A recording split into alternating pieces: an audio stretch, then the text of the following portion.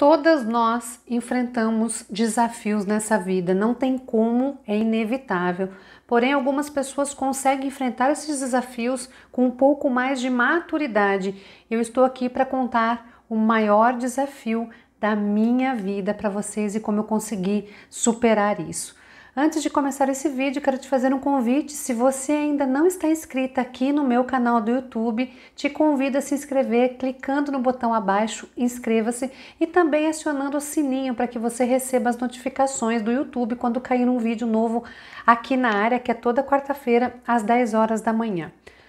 Bom, eu sou Eliane D'Ameto, psicanalista, mentora de mulheres em relacionamentos amorosos e estou nessa vibe aí de buscar o autoconhecimento há 4 anos e quando eu passei por grandes desafios na minha vida, tive um despertar aí que me fez buscar me conhecer mais profundamente, conhecer como a mente funciona, né, descobrir os meus recursos internos e com isso conseguir dar uma guinada na minha vida e graças a Deus, além de ter conseguido restaurar a minha relação, a minha parte financeira, profissional, eu consegui também descobrir a minha missão de vida, que é ajudar outras mulheres a se redescobrirem, a se reencontrar e com isso viver uma vida mais leve.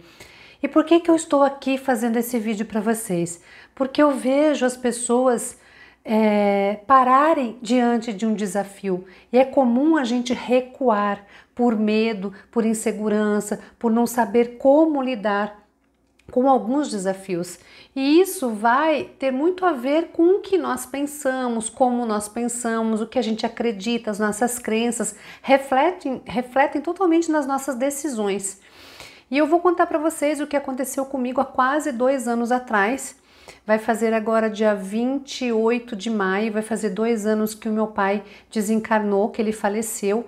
E eu sempre tive muito medo da morte. Eu nunca soube lidar muito bem com a morte, com a perda. Eu acredito que seja muito cultural, né? Nós não aprendemos a lidar de maneira positiva com a morte, de entender o que acontece. É sempre tudo muito dolorido, a perda, né? O sofrimento, o apego, enfim. Eu já estou numa idade que o papai e a mamãe, né? Tanto o meu como das amigas, começaram a falecer, começaram a cumprir aqui a sua missão e desencarnar. E cada vez que falecia o pai ou a mãe de uma amiga próxima, aquilo doía muito para mim. E eu falava para o meu marido, meu Deus do céu, eu não consigo aceitar, eu não sei como eu vou fazer para enfrentar isso. Era sempre muito doloroso. Quando eu comecei nesse caminho do autoconhecimento, eu comecei a ler muito. Eu leio muito, eu amo leitura. E como meu marido percebeu que eu não sabia lidar com a morte, ele começou a querer me ajudar com isso quando nós descobrimos um câncer em estágio muito avançado, infelizmente, no meu paizinho. Nós descobrimos esse câncer em 3 meses, 2 meses, acho que não chegou nem a 3, 2 meses ele veio a falecer. Da descoberta até a morte dele, se eu não me engano, foram 2 ou 3 meses no máximo. Então foi um baque para todo mundo, porque meu pai, uma pessoa extremamente ativa, andava de bicicleta, ajudava na comunidade, como Vicentino, uma pessoa muito dinâmica, magrinho, não tinha quase problema de saúde, colesterol, de diabetes, enfim. Eu achava que ele iria ali até os 90 anos, mas enfim. E aí, quando nós descobrimos esse câncer em estágio terminal, apesar de nenhum médico dizer que ele teria tantos meses de vida, eu o trouxe para Piracicaba, ele é de Pirassununga, ele e minha mãe vieram morar em casa porque ele começou a fazer tratamento no SECAM, que é um lugar aqui maravilhoso, que cuida, que faz químio, rádio, e ele começou a fazer ali as suas sessões de quimioterapia. Como eu tenho um pouco mais de tempo, de flexibilidade de horário, eu acabei ficando mais tempo com ele. Eu que levava para fazer a quimio, eu que levava ao médico, eu que ficava o dia inteiro ali com ele. Mas a gente via que a situação era complicada, né? Que a doença era complicada. E o meu marido, logo nos primeiros dias, ele comprou um livro, que é um livro do Osho, que chama Celebre a Vida e Também a Morte, a Arte de Viver e Morrer. E ele leu aquele livro, ele falou assim, Eliane, você precisa ler esse livro. E eu não gostava nem de falar daquilo. Não, eu não quero, não, na hora eu vejo como é que vai ser. E um dia ele falou assim para mim: Eliane, seu pai não tá bem,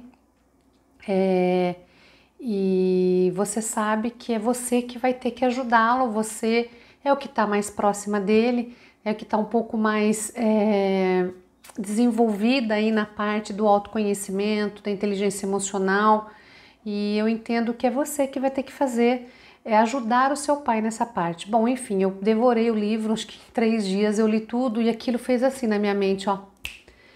Virou uma chave muito profunda sobre o desencarne, sobre a morte, sobre a passagem. E ali tem trechos muito importantes de como você ajudar a pessoa a desencarnar. Bom, enfim, eu li esse livro, a chave virou, autoconhecimento é poder, te dá muita luz para você entender o que está acontecendo. E meu pai, de uma hora para outra, ele decaiu muito rápido, ele parou de falar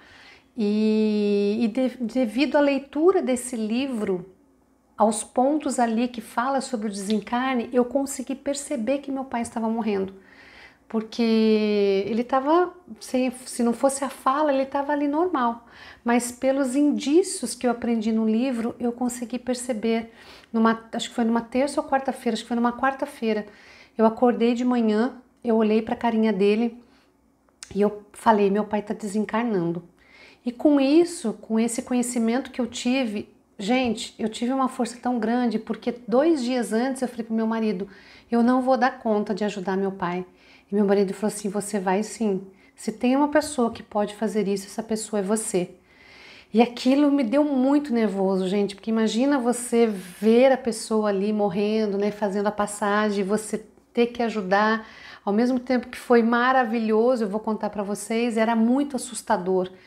E aí eu falei, não, eu vou fazer o que tem que ser feito para que meu pai tenha uma passagem mais tranquila, mais amorosa.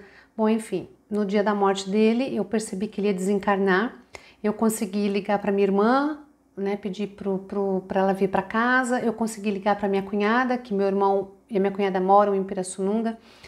E eu falei, olha, o meu pai está desencarnando, vem para cá. Bom, enfim, nós conseguimos reunir toda a família. Veio também o Ricardo, que morou com a gente durante muito tempo, que é o nosso irmão aí, que a gente considera de criação. E foi isso, chegando aqui, antes do meu irmão chegar, eu fui até minha mãe, que estava fazendo almoço, aí na inocência dela, estava fazendo almoço pro meu pai. E aí eu falei, mãe, o pai tá voltando para casa do pai. Eu falei, o seu marido tá voltando para casa do pai. Então, a hora é essa, se a senhora tiver que falar alguma coisa para ele, o momento é esse. Ela olhou para mim e falou assim, você tá louca? Imagina que seu pai vai morrer. Ele não vai morrer, não. Eu falei, vai, mãe, ele tá desencarnando.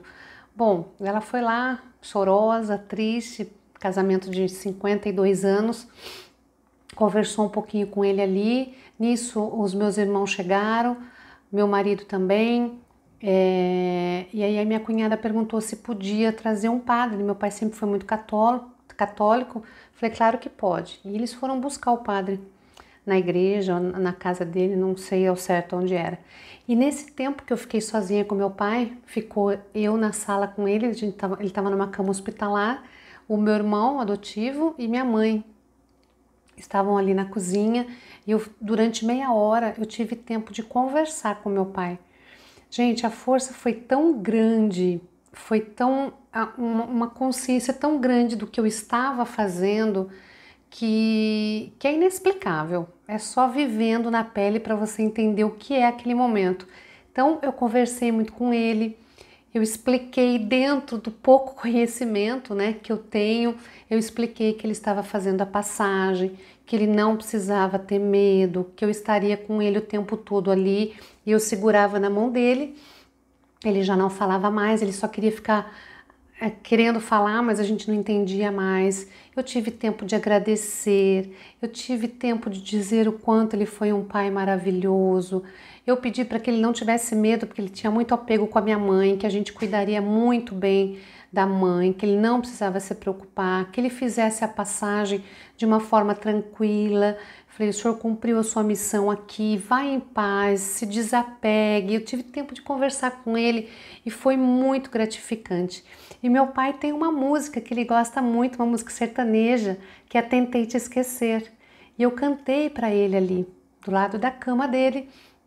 Eu comecei a cantar, tentei te esquecer. Cantei durante um tempinho no ouvido dele e ele foi ficando mais calmo, segurando na minha mão, apertado. E eu disse assim, pai, eu não sei se o senhor acredita nisso, mas eu fiz uma oração para que os espíritos de luz, os nossos irmãos de luz, possam acompanhar o senhor nessa passagem. E eu falei, eu tenho certeza que eles estão aqui. E ele olhava para mim, ele fazia assim, ó, olhando para cima, querendo me dizer algo e apontando com a cabeça. Eu falei, já estão aqui, paizinho? Olha que maravilha.